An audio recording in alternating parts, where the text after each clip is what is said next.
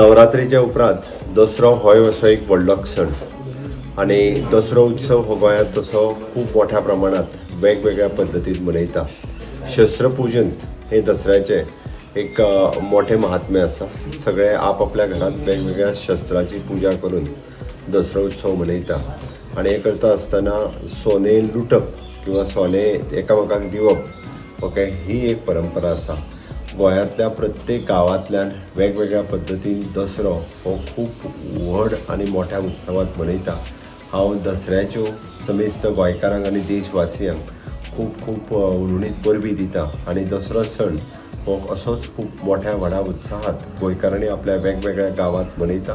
तीच परंपरेचें जतन करता आसतना गांवांतली एकी, गांवांतली संस्कृताय आनी गांवांतलें गांवपण हे टिकोवन दवरपा खातीर आनी आमी जशें म्हणटा की गोंय हे संस्कृतायेन नटलेलें आसा। हे गोंय अशाच पद्दतीची संस्कृताय टिकोवन दवरपा खातीर सगळ्या समेस्त गोंयकारांनी सदोदीत वांटेकारी जावपाची गरज आसा।